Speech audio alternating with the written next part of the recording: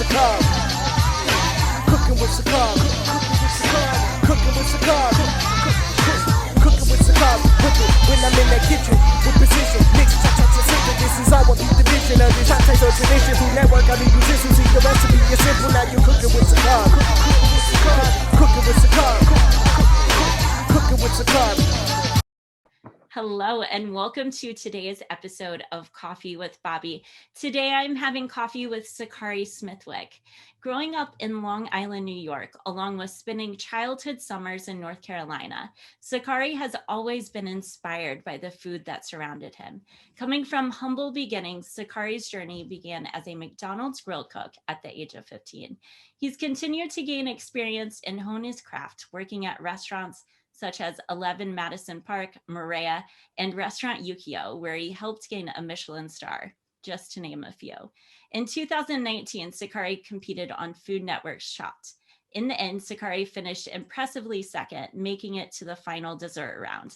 After spending the past 11 years honing his craft, he is now focused on bringing his vision alive with Noble Promise. His mission is to redefine what soul food is and use food to bridge the gap between different races in America. Sakari, thank you so much for joining me today. How are you? I'm great. It's my pleasure. And that intro was snap it up. That was great. Thank you so much. Thank you. Well, it's all accolades to you. This is everything that you've done, plus more that you're not sharing in that bio. I appreciate it. Yeah, thank you. Thank you. Thank you so much. So what's been new happening in your world lately? Right now, all my energy has been focused on getting Noble Promise off the ground, raising my awareness for the brand, and just finding investors, building my team, and just kind of letting people know what Noble Promise is and like what it's all about, basically. So tell us a little bit more. What is Noble Promise and what is it all about? So Noble Promise, cooking from the soul. It's a mantra to me in my childhood. So growing up, Sakari, it means Noble Promise in Swahili, which is like an East African Bantu language. And growing up throughout my entire childhood, I always believed that I had a kind of like a promising future and to always keep to my word. So like throughout my childhood, I always thought that, got a tattoo of it, really believed in that. And then I thought one day, I said, you know what, this is my brand and this is what I want my restaurant to be. And just kind of focused on that. So it's Noble Promise, cooking from the soul. And we're really just trying to make fine dining, because that's where my background is from, more approachable for everyone. And I wanted to, with food, it's like you're able to bring everybody together from all different walks of life. It's a common ground for everyone. So I think through Noble Promise, we'll be able to kind of just bridge the gap between different races in America. And that's really what my goal is with Noble Promise. Oh, I love it, because in essence, we all love that soul food.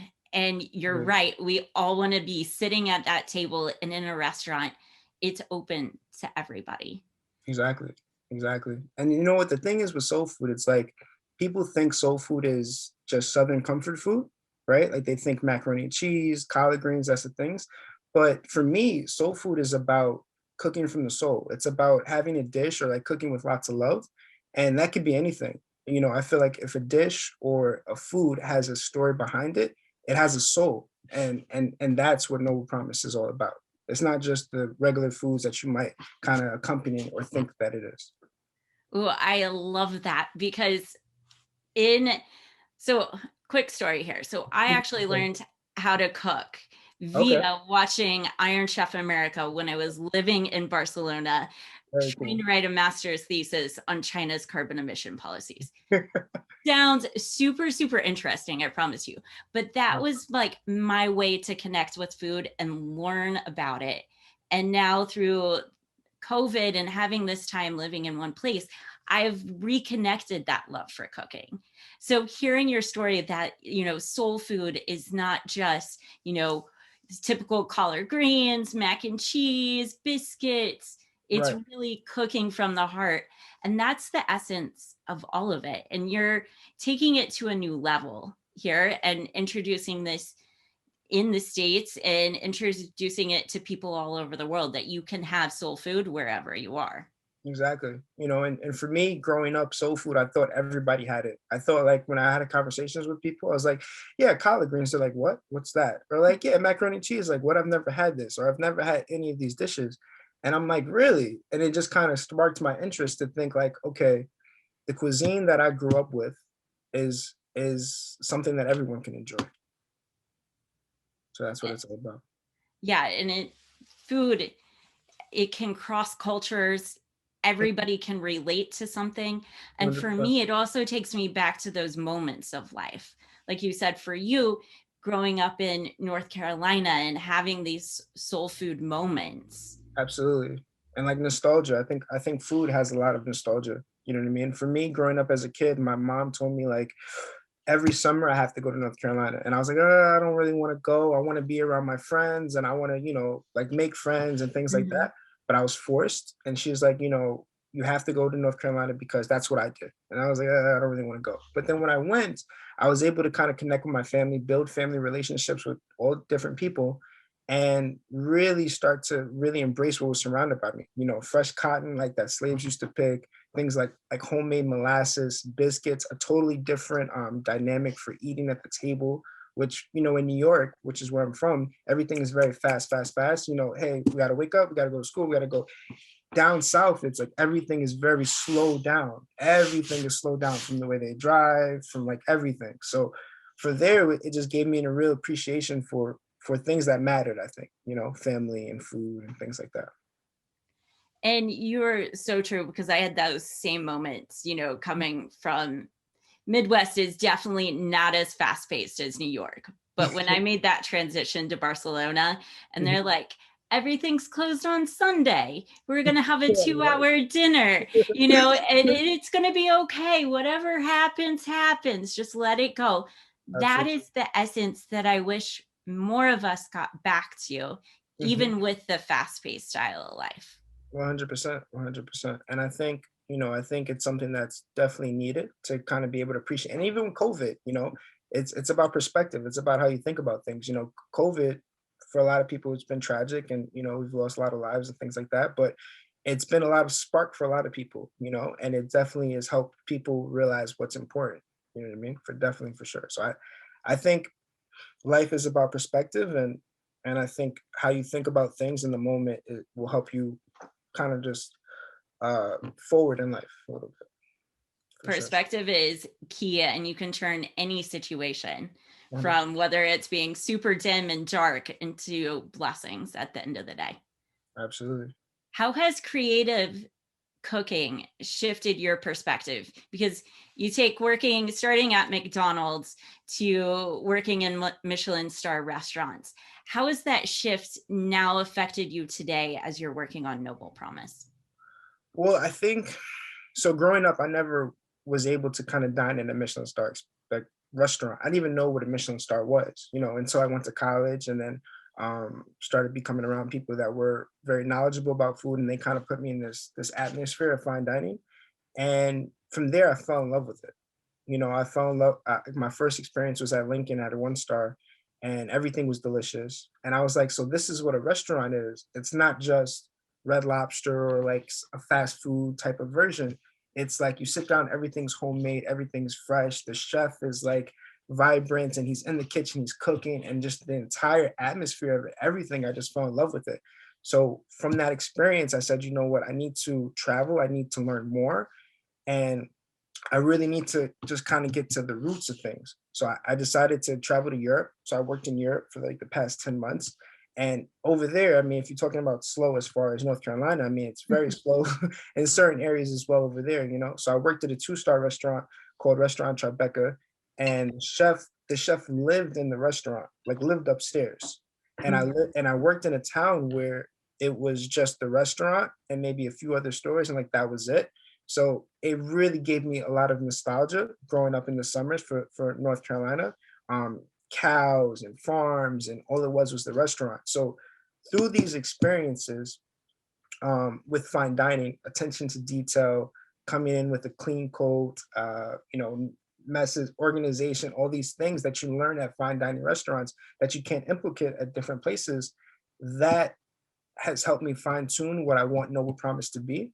and I want to pass what I've learned and what I've sacrificed over the last 11 years to other people that aren't able or aren't fortunate enough to be able to live through these experiences, that aren't able to go to Europe, or that haven't had the chance to work in the Michelin star experience and all these different restaurants, things like that. So I want to be able to, whenever I'm done cooking in the next 40 years or whatever the case is, I want to be able to pass the torch and teach the next generation, you know what I mean, what I've learned at these places. And things that I've learned is just like invaluable, so attention to detail, organization, leadership, having the discipline, mental discipline, mindset, all these things that you really don't learn at a regular restaurant, in my opinion, of course.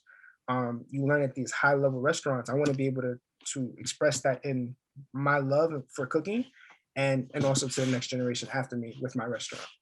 Well, let's dive into this mental discipline that you mentioned, because I love Chef's Table. This is how my creativity sparks. So I see the intricate sides.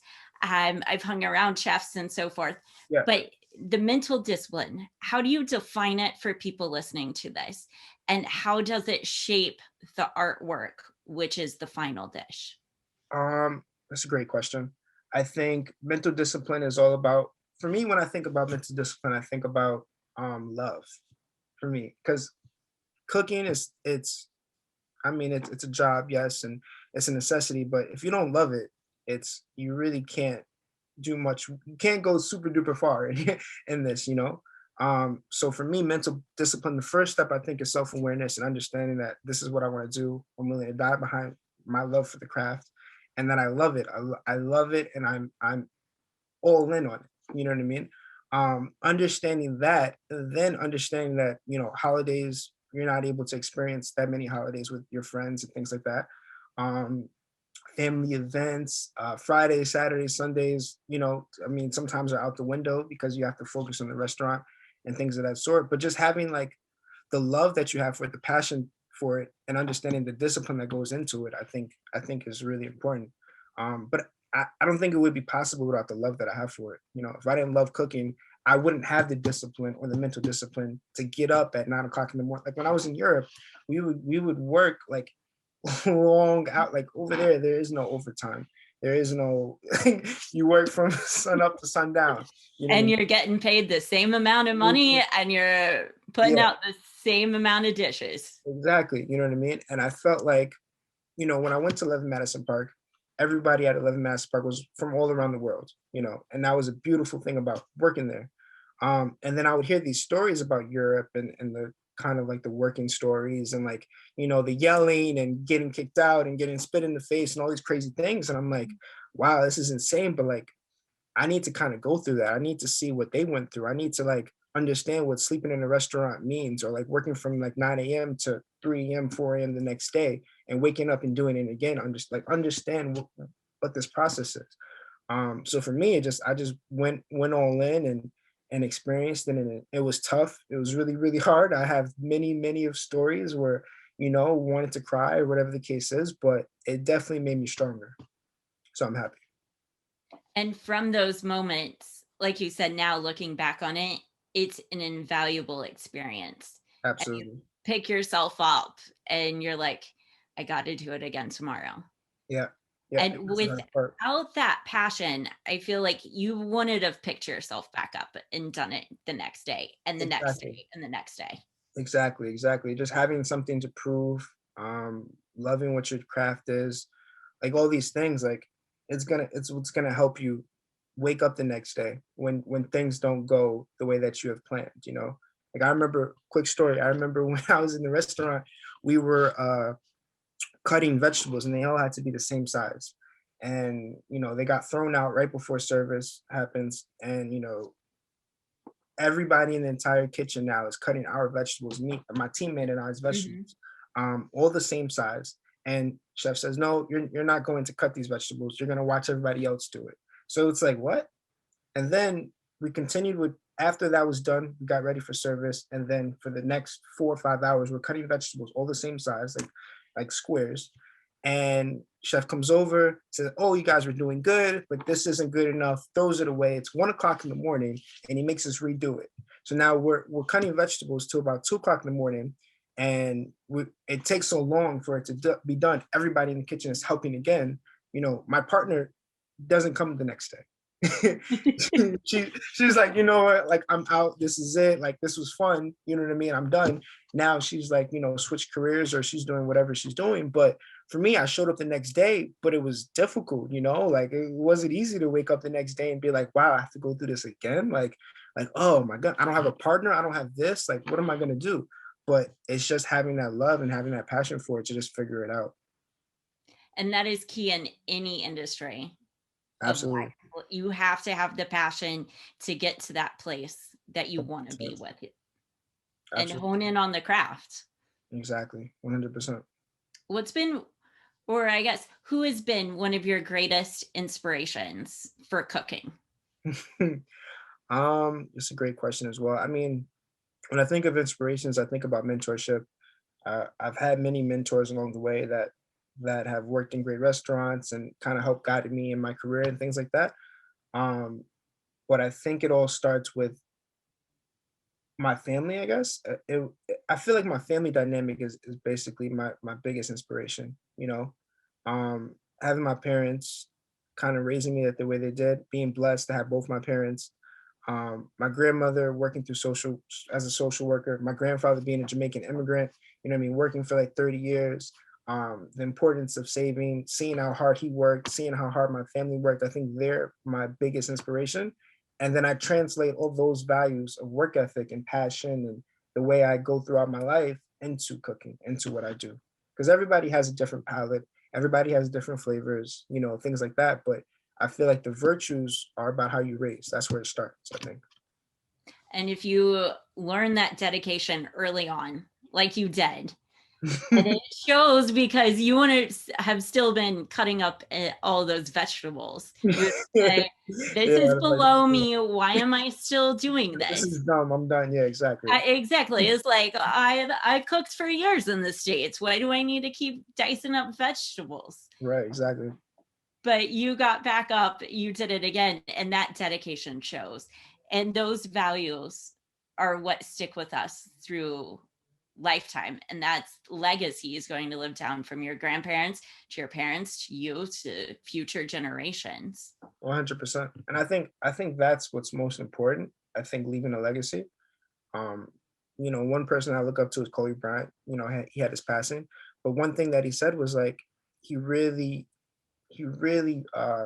valued his family, and he wanted to leave something. Like, all his accolades for what he did, which was basketball, was great, but he really wanted to leave something for his family. He wanted to be able to affect the next generation, and that's where it is. So that was kind of my inspiration behind that. Just focus on that.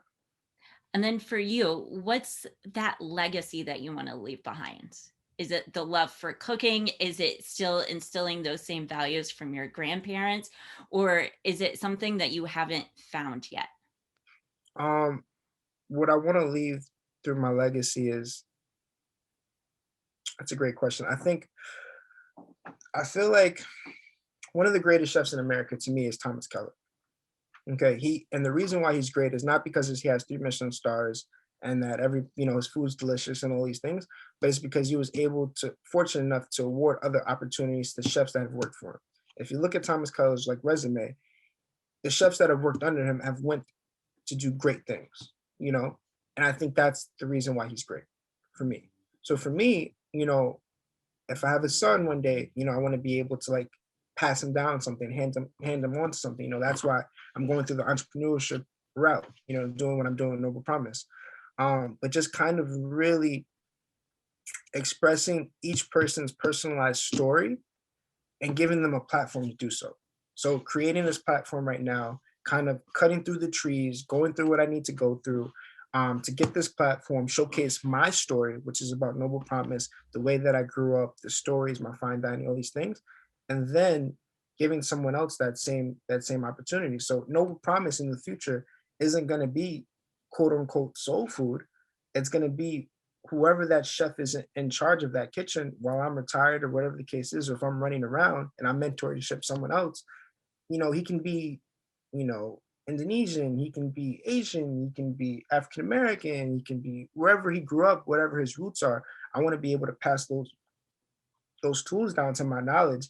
And Noble Promise could be doing Polish food, or however that person is grew up in their story, and so on and so forth. So that way you have something that lives forever instead of just something that dies with one person.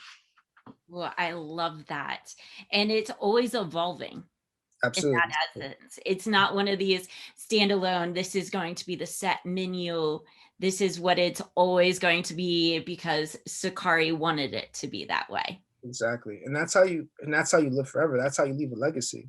It's having something that lives forever. That's the point. You know what I mean? And impacting the world. And that's why I try to create content.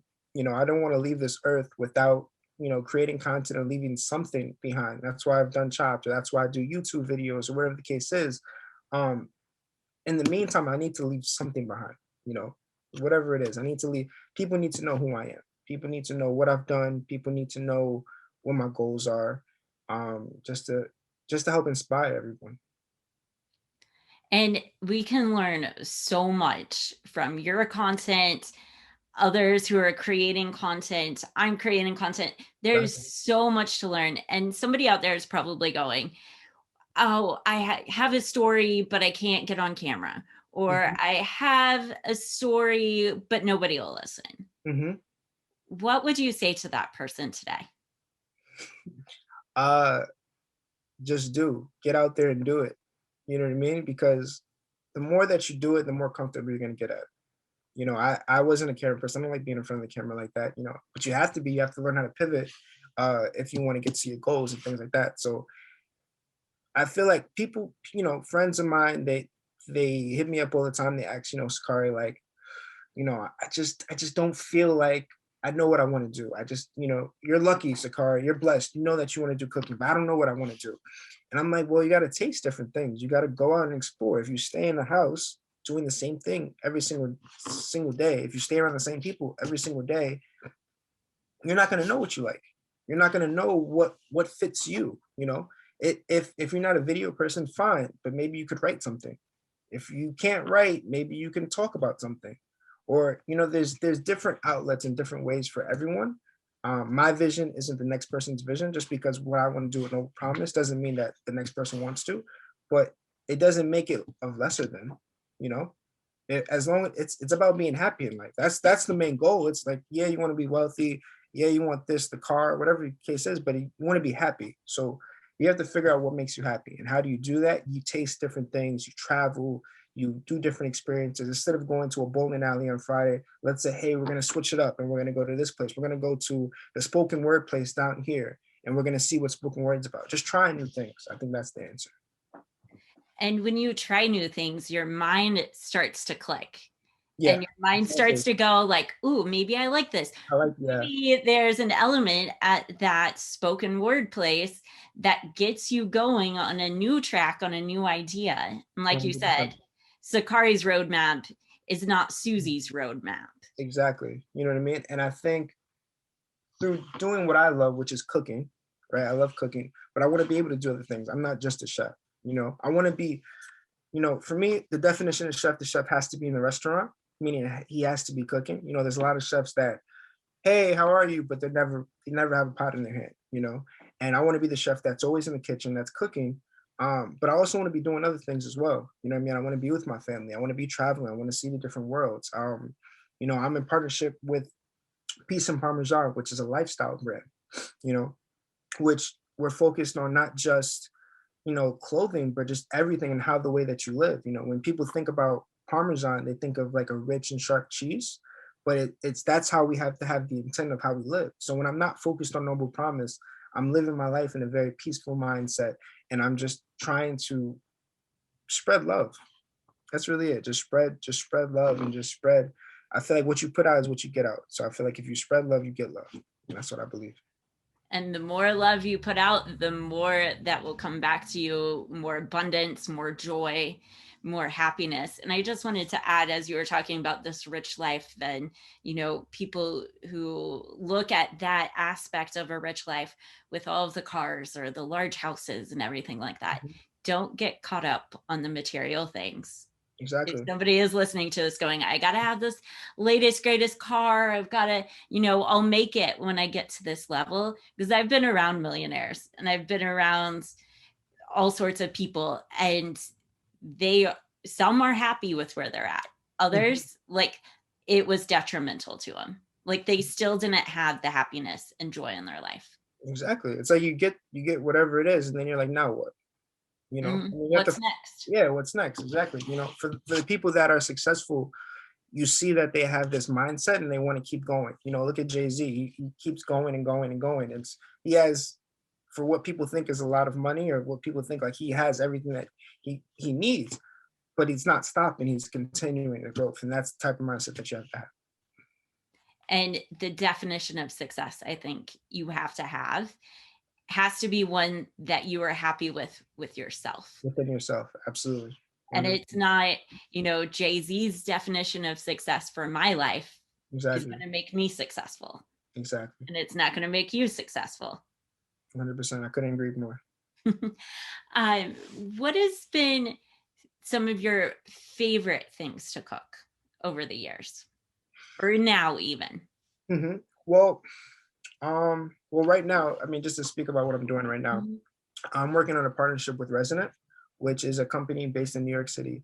And what they do is they take like a high value property that's not being utilized in the market, and then we turn that into an event space for up and coming chefs to kind of showcase what they're doing.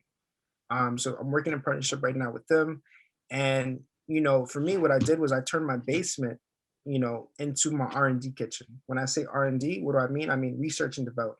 So like kind of going through different recipes, trying to figure out things, and focusing on what I want No Promise to be.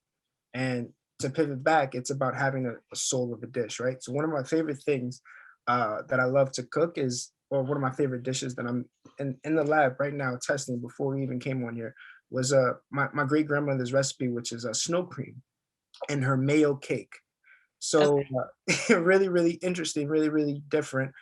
So when I came back from Europe, I wanted to, my grandmother got sick, but she's better now, which is great. Thank the Lord. And I went down south, and I kind of just needed to have that nostalgia again. And I need to kind of really feel my roots again.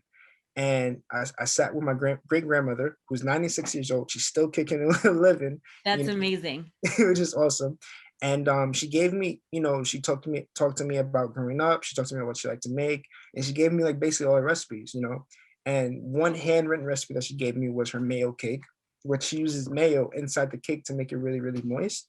And another thing growing up was she used to make snow cream. So in the South, what it is that it doesn't snow that often as it does in New York. So what they do is they collect the snow. So they go out, they put a bucket out, and they collect all the snow. They take the snow and then they make ice cream out of it. And then they call it snow cream. And then they have it in the freezer, and then they just have it whenever you need it. So yeah, I love it. And I think it's a really, really cool pre-course dessert that I'm working on, and paired with my mayo cake. And I think it's really awesome. Ooh, any special flavors going into it? Added flavors, or are you sticking to original?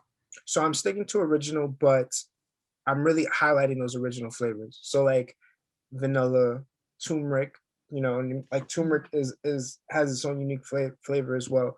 And turmeric is used in a lot of Indian cuisine or Jamaican cuisine and things like that. So really highlighting the turmeric, really highlighting the vanilla, and just making something really simple and delicious. That sounds so good. I'm going to have to make my way to New York to try this. And I love how innovative that is, taking empty space that's not being used and creating an event out of it. And it not only helps the property, not only helps the chefs like you, it helps everybody get back into that soul of like enjoying a dish and going to a restaurant experience that is different from what you would normally do, to have these creative thoughts and just have a different night. 100%. And I think that aspect, it's not lost. I feel like a lot of people got discouraged with COVID. They think, oh, well, restaurants are done, you know what I mean? But everybody has to eat. It's a necessity to eat. And I think with this long, surplus amount of months going without, being able to really dine in a restaurant and things like that, I think it's missed. You know, the same way that movie theaters are missed. I think that really being able to have the ambiance, really like listen to your favorite 90s music, you know what I mean, smell different herbs, eat some delicious food with some great people. I think those nights are missed. And I think that would never go away. 100% with you. Like the whole aspect of it is missed. And when you understand eating and dining as an experience, because it is in any restaurant that you go to, Absolutely. from that experience versus having it at your house, unless you're setting different moods every single night and different Spotify playlists and, you know, Right. making it a thing in the house, like a different cuisine every night, or, you know, different herbs where you're going to have some of these things, you're still not going to have the same essence of what you said, like having a new experience and the Absolutely. whole ambiance. 100%. 100%. And it gets me excited just talking about it. Oh, I feel yeah. I'm like, oh, I'm ready to jump on a plane. Like, when can I come eat Sakari's food? I would it Everybody has those, like you said, those elements that bring them back to home.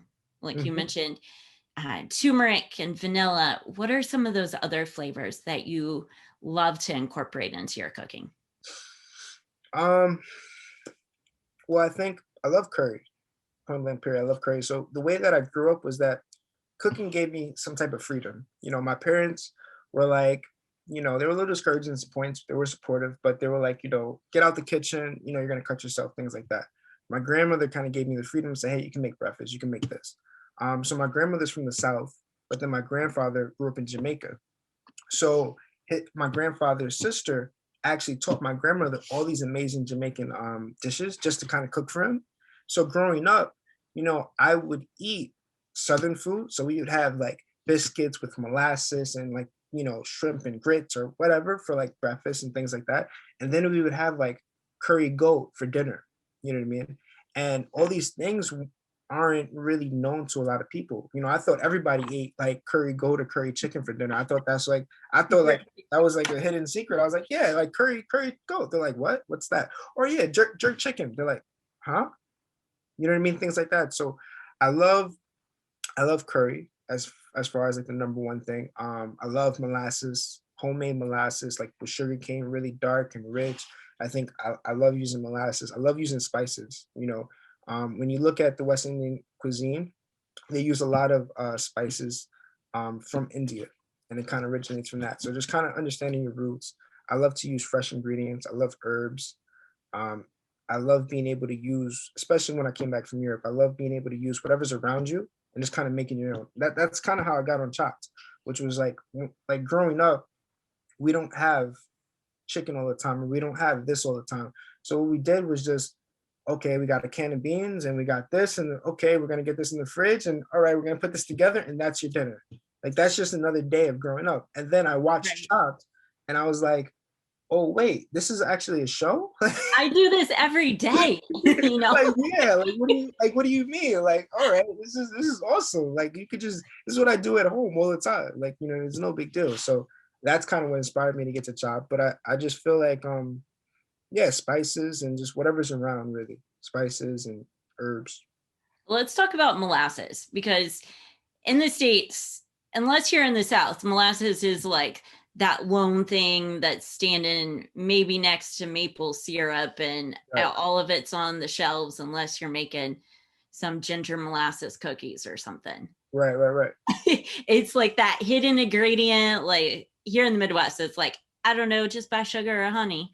Um, how do you use it in your cooking, and how would you tell people to use it so it doesn't scare them away from molasses? Well, you can mix molasses with like, I mean, if you think about barbecue, you can like put molasses in it. You know, I mean, I love molasses. I growing up, we used to eat it with biscuits.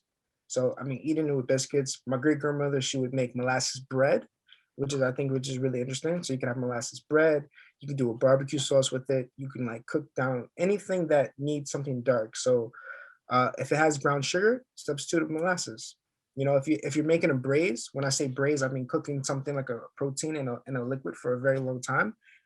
Anything that would call for spices, anything that would call for brown sugar, ketchup, anything like that, throw molasses in there, and then you're gonna like open up your flavor. And it seemed like, wow, what is this like? What is this weird kind of like deep, dark secret? And it's like, oh, it's molasses. And I love it. Sounds so good. Do a 1-to-1 ratio? Like if you substitute molasses for brown sugar?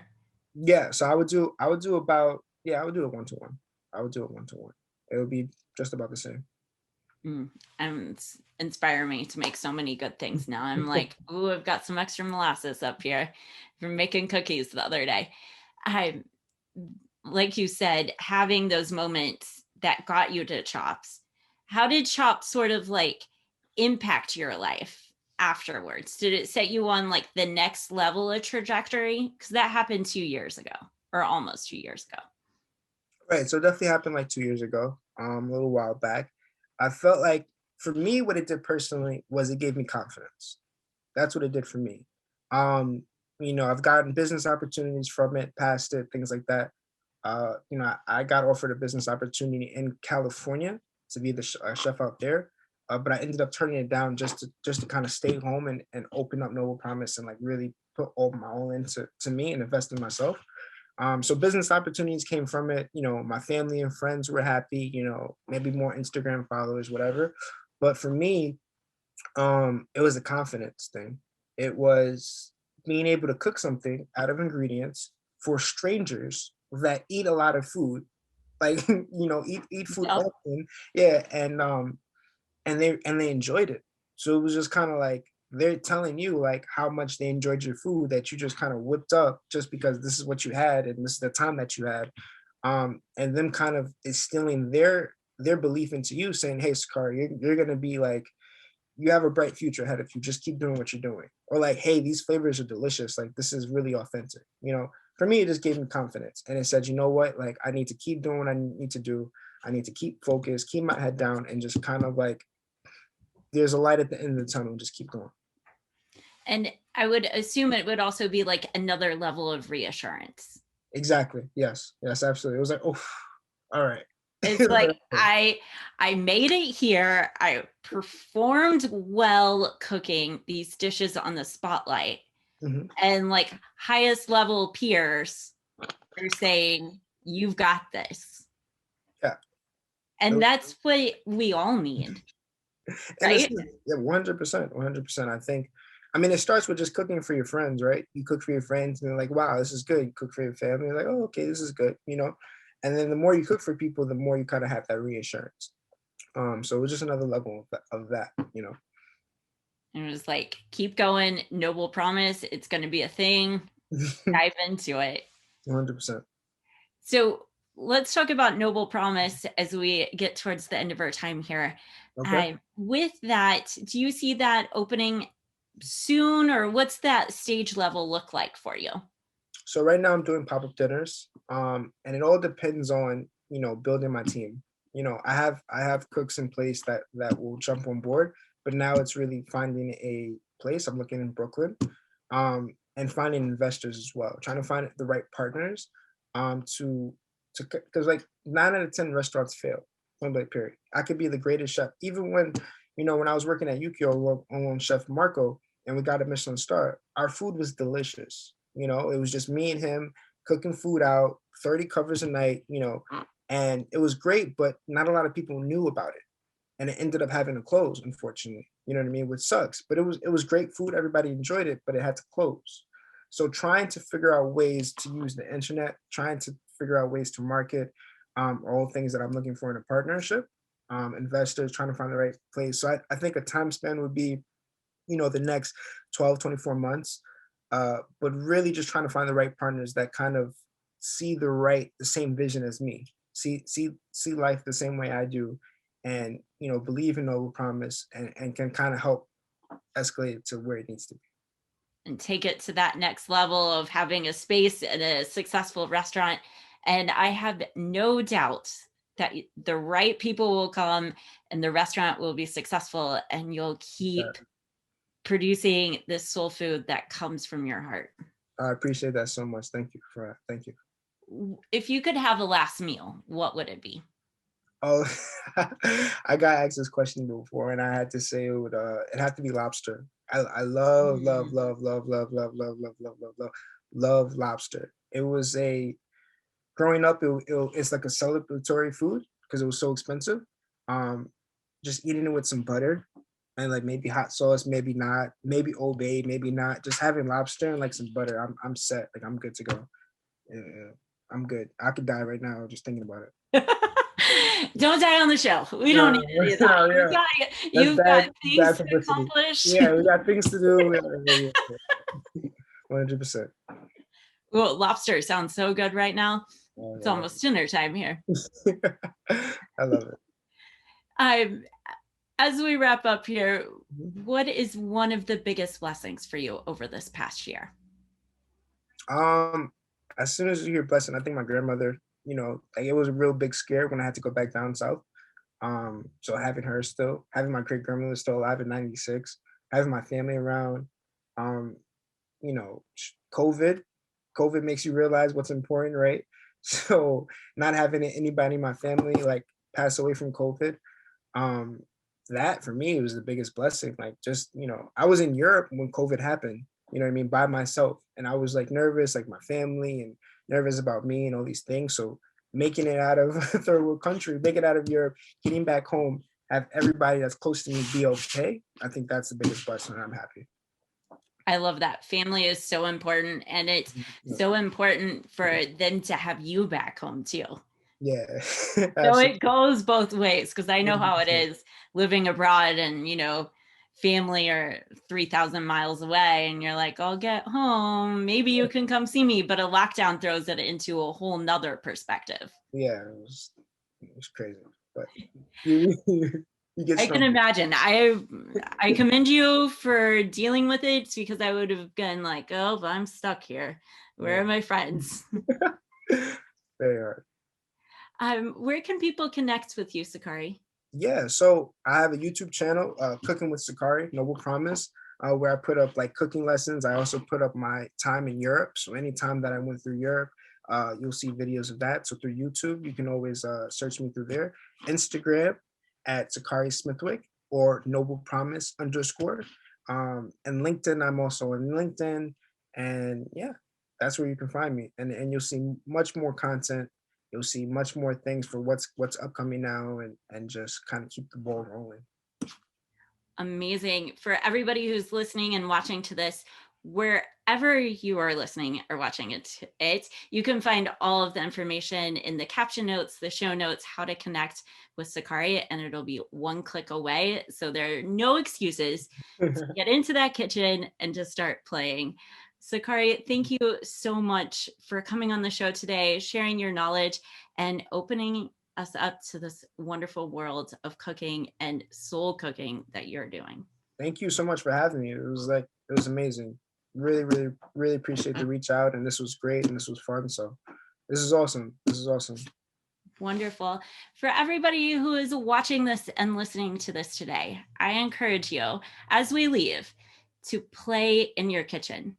Make something different, pull out some more spices, play a little game of Chopped when you're deciding, should I or should I not go to the grocery store?